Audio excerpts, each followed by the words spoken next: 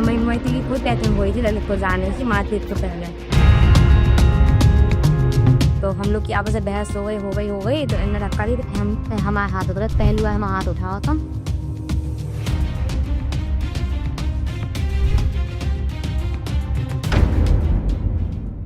बहस हो गई और पहली बार हाथ उठ गया और ये हाथ पहले पति के गिरेबान तक पहुंचा, फिर चेहरे की लोकेशन का सही अंदाजा लगाते हुए एक के बाद एक कई थप्पड़ पति के गालों पर लैंड हो गए। अपने दामाद को पिटता देख सास बेटी का हाथ रोकने की कोशिश करती है, लेकिन बेटी उनकी एक नहीं सुनती।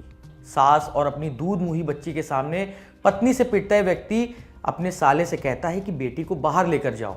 बच्ची को बाहर भी लेकर जाया गया, लेकिन कुछ देर के लिए, और उसके बाद शुरू होता है घरेलू हिंसा का एक और राउंड।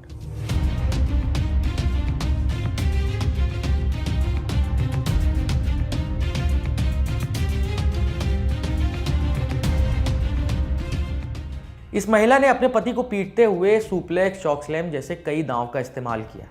इसके बाद डोमेस्टिक वायलेंस का एक और दौर शुरू होता है। पत्नी से बुरी तरह मार खाने के बाद पति कमरे से बाहर चला गया। इसके बाद एंट्री होती है एक टेलीविजन की। भगवान जाने इस निर्जीव टेलीविजन ने ऐसा क्या किया होगा जिसकी सजा के तौर पर उसे कई मुष्टि प्रहार झेलने पड़ गए। अपने बाद टीवी को पिटता देख पति को शायद उस पर दया आ गई होगी और वो टीवी को किनारे रख वापस उसी स्थान को ग्रहण करता है जहां कुछ देर पहले उसे पत्नी द्वारा पीटा घसीटा जा रहा था। इस शांति वार्ता का नतीजा क्या निकला ये तो हमें नहीं पता, लेकिन सोशल मीडिया पर वायरल इस वीडियो को दिखाने के बाद हम इसकी कहानी जरूर बताएंगे। मामला मध्य प्रदेश के पन्ना जिले का है। आज तक से जुड़े वेंकटेश द्विवेदी के मुताबिक सीसीटीवी में पत्नी प्रदत्त लात और घूंसे खाते दिख रहे शख्स का नाम है लोकेश माझी। पेशे से लोको पायलट हैं। लोकेश ने आरोप लगाया है कि उनकी पत्नी हर्षिता रैकवार अपनी मां और भाई के साथ मिलकर उनके साथ मारपीट करती है।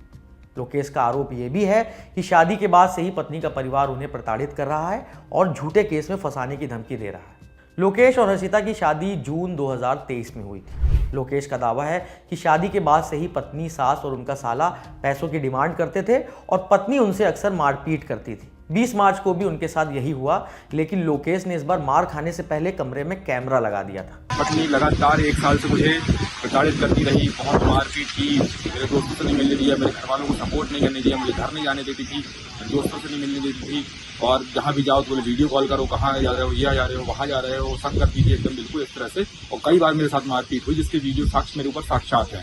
इस बार रिसेंटली अभी कुछ दिन पहले 12 तारीख को 12 मार्च को इसी साल 2025 12 मार्च को मेरे साले और मेरी सास यहाँ आए मेरे यहाँ रहने के लिए सतना में, और मेरे ऊपर तानाशाही करने लगे और अजीब अजीब चीजें मांगने लगे। मुझे गाड़ी लाके दो, इनका खुद का घर मुझे चाहिए, मुझे पाले लाके दो, मुझे हार दो, इस तरह से डिमांड करने लगे। मैंने कहा मेरे काफी लोन चल रहे हैं, इलाज में पत्नी काफी प्रेगनेंट थी, तो मैंने कहा मेरा पैसा खर्चा हो गया, कर्जा हो गया लोन में, और बोले नहीं हम सब नहीं जानते, कुछ भी जानते। उसके साथ लेकर मुझे मारपीट कर दी मेरे साथ, और इतनी मारपीट की जिसमें मैंने सहयोग से अपने एक कैमरा लगा रखा था जिसका पता नहीं था पत्नी को। उस कैमरे में सारे ये वीडियो रिकॉर्ड हुए हैं।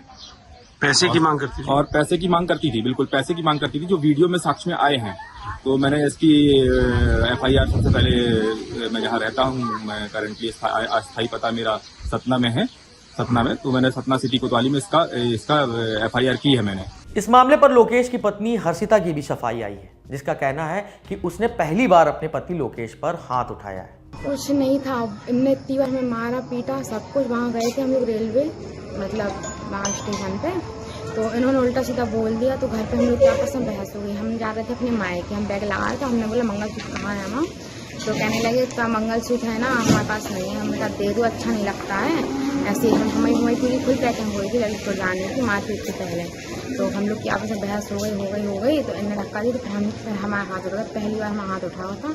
हम अपने तरह से बहुत प्यार करते हैं, तब वो भी जानती है कि हम उनसे कितना प्यार करते हैं। साथ में जो वहाँ पे लेडी दिखाई दे रही है वो कौन है? वो हमारी मम्मी है। मम्मी ने बहुत मना किया था नहीं मारो, लेकिन मुझसे बहुत गुस्सा आई, क्योंकि मकान मालिक सब लोग उनसे मिली भगा सब लोग थी। क्योंकि तब मकान मालिक ने, जब हम लोग आए थे तो मतलब हमारे पति है लोकेश जी, उनने खुद बोला था कि मकान मालिक ने हमसे कहा था तुम उसको छोड़ दो, लेकिन जी कह रहे थे हमें नहीं छोड़ना है उसको। हम सबसे माफ़ी मांगने को आए हैं और हमें एक होना, हमें तलाक नहीं देना है।